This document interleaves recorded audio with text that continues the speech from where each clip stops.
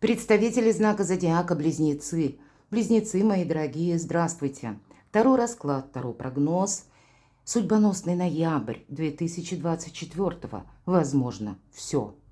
И, возможно, такое немножко громкое название я дала, тем не менее, не случайно, потому что в ноябре ожидаемо сразу несколько транзитов, которые будут оказывать на нас влияние. И мы можем не верить ни в гороскопы, ни в планеты, ни в транзиты, но словно высшим силам. Или все развивается по какому-то своему сценарию или циклу. И так вот высшим силам им как будто тоже все равно. То есть мы столкнемся с теми событиями, может быть, в окружающем нас мире, обстановке, с какой-то ситуацией, когда она возникла не по нашему желанию. Может быть, мы чего-то не хотели, а вот существует какая-то или присутствует данность, и нам придется организовать свою жизнь, может быть, как-то по-новому. Или с чем-то определиться. У вас, мои дорогие близнецы, как раз этот период и может совпадать с тем, что вы захотите внести больше ясности в свою жизнь. И ретро-Нептун вам в данном случае может помочь с чем-то определиться. У нас сегодня две колоды, и обе прорисовал великолепный художник Чиро Маркетти. Давайте узнаем, что нам подскажут карты. И я должна сказать так вот вскользь по планетарным транзитам. Безусловно, основной транзит – это у нас переход Плутона в знак зодиака Водолей. Для вас это прекрасное время начнется с 19 по 20 ноября будет этот транзит, это на 20 лет. И не скоро в знак Козерога вернется заново Плутон. Где-то это не совсем, может быть, даже продолжительность нашей жизни, потому что Плутон достаточно медленная планета. 20 лет в Козероге, а теперь будет столько же лет в Плутоне по 43-й год. И в вашем знаке зодиака для вас вот именно Юпитер находится в Близнецах, в вашем знаке, мои дорогие. Но это время ретроградного Юпитера в ноябре. И тем не менее, наверное, это даже со знаком плюс, на мой взгляд, потому что если прежде мы бы чересчур были самоуверены, а здесь нам потребуется осторожность. В этот период вообще больше будет пользы, если мы так пристально уделим чему-то вниманию, нежели на волне эмоций так захотим что-то быстро проделать или быстро принять решение, вынести какой-то вердикт. Тем не менее, и еще прекрасная энергия – это когда Марс во Льве. И поэтому это больше уверенности, это больше оптимизма, мои дорогие. Это когда для вас означает, что либо вы наберетесь такой смелости и преодолеете самих себя, или другая ваша половина может получить, у кого стоят такие перспективы по вашей работе, или как по финансам изменить свою финансовую политику, составляющую больше денег заработать. И здесь тоже это со знаком плюс. Но у нас 15 числа полнолуние в знаке зодиака Телец. Телец олицетворяет все то, что касается слова благополучия. И Луна будет в сложном достаточно соединении с Ураном. Поэтому мы ожидаем любого рода событий. Здесь могут быть как и изменения на фондовых рынках, изменения какие-то, которые касаются структуры, власти, какого-то мироустройства даже, и такое вполне вероятно. Мы не можем пока предугадать, предсказать, и, скорее всего, то, что будет происходить, нам может быть еще не объявлено в ноябре месяце. Мы можем об этом узнать где-то позже, но вот именно такие энергии, когда все равно какой-то переломный момент присутствует, это точно. Поэтому и, возможно, все где-то не торопиться нам об этом подсказывают, как и планеты, звезды. Но давайте мы узнаем, что для вашего знака зодиака. И мы достанем 3 карты события ближайшего будущего.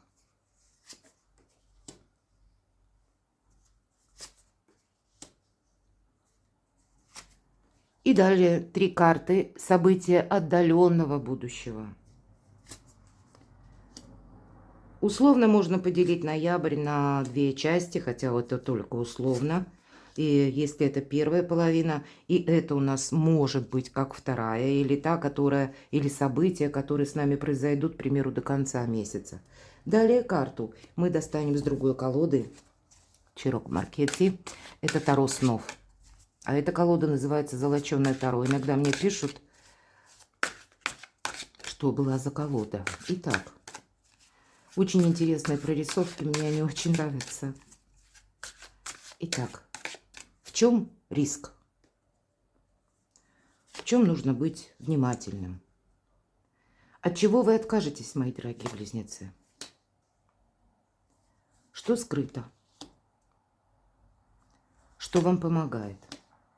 И подведем итог, или можем расценивать как карту совет одновременно. Итак, события ближайшего будущего, с чем это может быть связано? Личная жизнь. И даже для тех, кто один или одна, прекрасное время для того, чтобы завершить свое одиночество.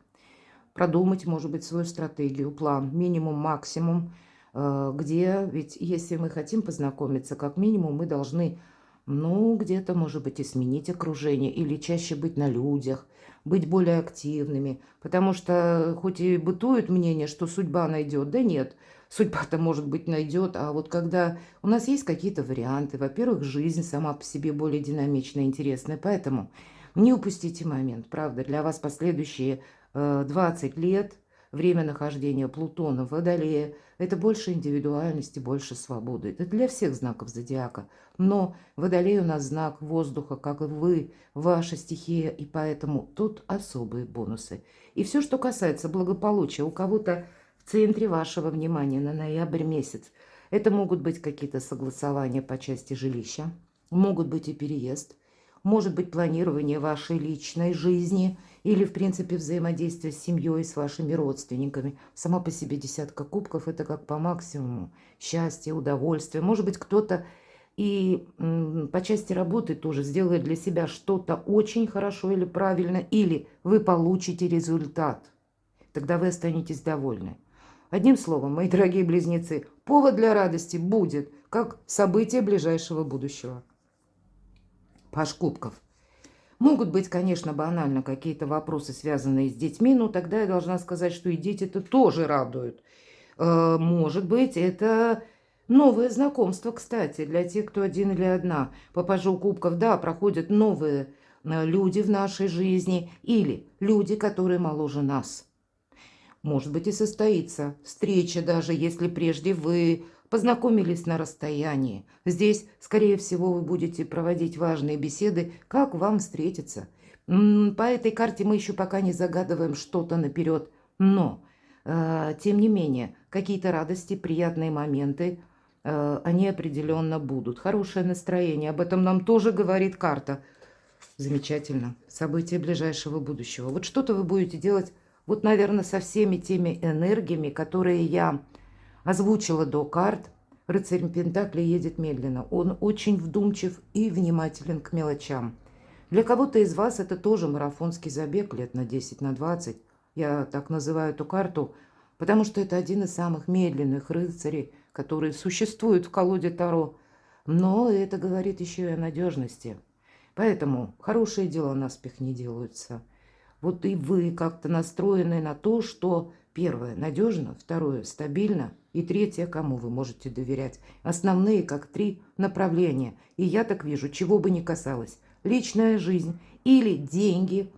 По этой карте как раз есть возможность заработать деньги. Или начать что-то, кстати, изучать. Иногда по пажу кубков мы что-то изучаем. Но это кубки... Это значит, какая-то тема, которая вас захватит полностью с головой. Вам захочется во что-то углубиться и для себя развить какую-либо, может быть, как навык, например, да, или, в принципе, вас что-то заинтересует. А с учетом того, что рыцарь Пентаклей лежит рядом, может карта как бы говорить, то, что ты сейчас начинаешь изучать, в последующем для тебя обернется каким-то материальным эквивалентом. Как возможность заработать деньги. Или вторичный доход. Ну, правда. С деньгами тут вообще порядок. Должен быть, мои дорогие. 9 кубков. Карта самодостаточности. Я понимаю, меня смотрят люди из разных стран. И у каждого какая-то своя история. В принципе, 9 кубков говорит, даже если у вас сейчас финансовые проблемы, за ноябрь месяц будет, поверьте, не одна возможность как-то их решить. Ну, бонусов себе придать, радости, мне даже нечего добавить, я не достаю дополнительных карт, потому что тут все понятно. Да, иногда я тоже девятку кубков называю картой эгоиста, но у нас здесь, посмотрите, показан человек. Он доволен собой, это самое главное. Он поднимает это как хозяин таверны, ресторана, поднимает кубок за свое здоровье и за здоровье посетителей. Есть какие-то контакты, есть у вас, и мои дорогие близнецы, какое-то взаимодействие, причем такое продуктивное. И это еще карта процветания, мои дорогие. Поэтому, правда, тут какое-то процветание, пусть это будет база, или то, к чему вы приступите, или пусть вы будете дом свой улучшать, но все равно это будет сделано как-то, ну, словно на отлично. Вас это тоже порадует. В целом, может быть, какой-то, как и статус, кто-то из вас может задуматься, а не поменять ли мне, и в соответствии с желанием поменять статус или поменять, кстати, имидж. Вы как раз тоже можете как-то обустраивать как и жизнь, так и дом, ну и все остальное, наверное, то, что идет под словом имидж. Это отдаленное будущее, поэтому тут словно все развивается достаточно красиво. И для вас плюс, даже если есть какие-то планетарные неожиданности. У кого-то буквально поездка будет планироваться далеко, или вы будете искать какую-либо информацию.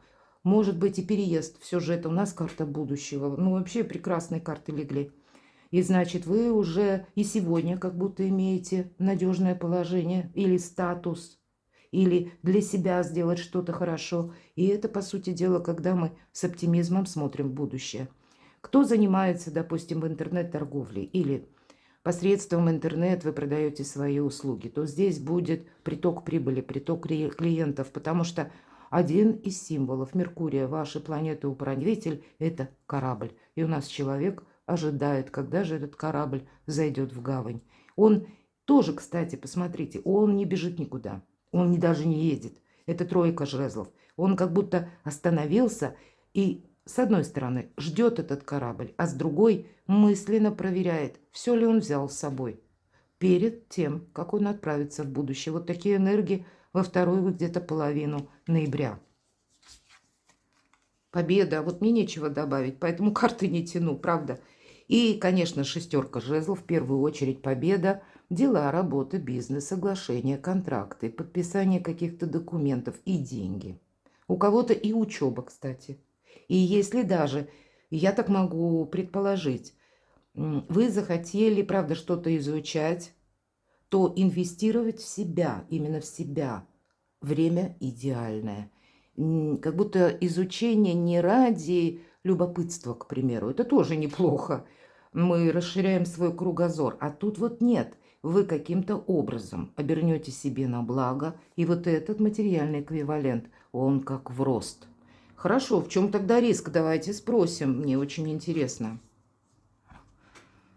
У нас выпадает шестерка кубков. И это может быть личная жизнь или все то, что я говорила, когда какая-то история, которая была, может быть, онлайн, или вы в основном были с человеком своим на расстоянии, здесь будет встреча. Может быть, мы спросили, в чем риск. Может быть, вы будете где-то сомневаться, ведь эта карта еще есть такое значение, как ностальгия. Но, безусловно, в этой колоде карт это больше чувств каких-то, мои дорогие. И можем мы с вами расценивать, что вы как и встретиться можете с каким-то человеком, с которым мечтали, может быть, увидеться. По этой карте и даже в плане семейных пар или те, кто уже есть какая-то длительная дружба, может быть, это вы совершите какие-то очень важные разговоры, и надумаете жить вместе. Потому что все же есть некоторое продолжение по этой карте, и я могу предположить, и, кстати, планетарно, мы ведь тоже можем как раз, как и в нашу жизнь могут вернуться люди, нам что-то возвращается, потому что это период большой еще пока ретроградности. И значит, если какие-то люди возвращаются в жизнь вашу, вполне вероятно, можно предположить, что это для чего-то нужно. Но и вы сами ведь тоже можете, допустим, пересмотреть ваши отношения и захотеть не потерять какие-то контакты, какое-то знакомство или, мои дорогие, какую-либо дружбу. Мы иногда именно в этой колоде карт нам говорят, мы избегаем болезненной реальности. Поэтому, мои дорогие близнецы, видимо, риск вот в том и будет состоять, лишь решитесь вы на что-то или нет. И вот эти решения, они будут касаться именно вашей личной жизни. Для тех, кто один или одна, решусь ли я выйти из одиночества. Для тех, кто человек семейный, значит, вот эти важные разговоры, будем ли мы что-то менять, может быть, переезжать куда-то, или еще какие-то семейные ваши дела, о которых знаете только вы сами. А если были прежде, ну, вот такие неопределенные взаимоотношения, может быть, у кого-то и долго тянутся, может быть, разные были планы, но что-то стопорилось, что-то, ну, как качелеобразное развивалось. Вот здесь вы, мои дорогие близнецы, словно должны сделать важный выбор. Я могу это предположить. Есть и такое значение, когда мы смотрим на жизнь сквозь розовые очки, поэтому реалистом определенно быть стоит. Но и отказаться как будто от этого вы тоже не должны. Не время быть в одиночестве. Вас это будет наполнять, вас это будет радовать. Жизнь паре сделает вашу жизнь счастливее. Я понимаю, у кого-то, я сужу по вашим комментариям, мне пишут, я себя чувствую абсолютно счастливой или счастливым. И я вас тоже понимаю. Иногда нам хочется одиночества. Нам не хочется, чтобы никто не капал на мозг. Вот есть такое правильное выражение. Но это тоже, поверьте, определенный период, хотя у кого-то он может сопровождаться ряд лет, достаточно продолжительно. Но, видимо, пока наша душа в чем-то не успокоится, и вот когда она успокоится, мы понимаем, что, ну нет, может быть, и стоит рассмотреть какую-то, как минимум, дружбу. Поэтому думайте, мы все разные. От чего вы откажетесь? Карта жрица, карта тайны. Поэтому максимально вы будете прояснять, как и в отношениях, как и по работе, как и по деньгам. Вам не захочется каких-то закулисных игр, или чтобы эти закулисные игры кто-то вел в отношении вас. Вы будете готовы совершить как раз эти важные разговоры, лишь бы не было каких-то своего рода сюрпризов, которые мы как будто не доучли, а потом нам возвращается как новость, которая приходит и нас так где-то обезоруживает. А еще эта карта содержит гемель, это буква иврита, и она означает верблюд. Мы знаем, что верблюд очень выносливое животное, и это когда много терпения, когда какой-то путь жизненный нам необходимо преодолевать, это настойчивость, это где-то когда мы себя на вторые роли можем или в тень словно уйти, чтобы себе не навредить. Вот, мои дорогие, те, кто даже один или одна, вы, скорее всего, от этого откажетесь. Вам самим захочется больше ясности и порядка, и понимания для вас самих в жизни. И вообще это благо с учетом всех остальных арканов, которые у вас выпали. Давайте узнаем, что скрыто. Дворец монет. Вы можете не увидеть какую-то свою просто волшебную возможность. Это очень добрая карта. В этой колоде, вот не во всех колодах Таро есть такой дворец, да? Это дом нашего жительства, мои дорогие. И вам выпадает дворец монет. Это где-то символично к десятке кубков. Но это то, что существует в реальности. Это теплый, уютный дом. Это доверительные, надежные отношения. Это уверенность в нашем дне, в сегодняшнем и в дне завтрашнем. Безусловно, это наши перспективы. Это то, что не существует эфемерно, а то, что существует и окружает в реальной жизни. Поэтому вот такая энергия личного счастья у вас будет просто превалировать. Но ведь мы спросили, что скрыто, и поэтому кто-то может как раз и не увидеть вот такую возможность. Может быть, это будет связано отчасти с новыми отношениями или с продолжением все же какой-то прежней истории. Я больше вижу, что продолжение именно. Может быть, и было знакомство, которое у вас, ну, не так давно, а буквально месяц, два, три вы познакомились. И Позвольте тогда вашим отношениям развиваться своим чередом. Потому что основная задача выстроить буквально свой дворец. Не просто это монет, а вот прекрасный дворец собственного счастья. Нечего мне добавить. Одна карта у вас дополняет другую.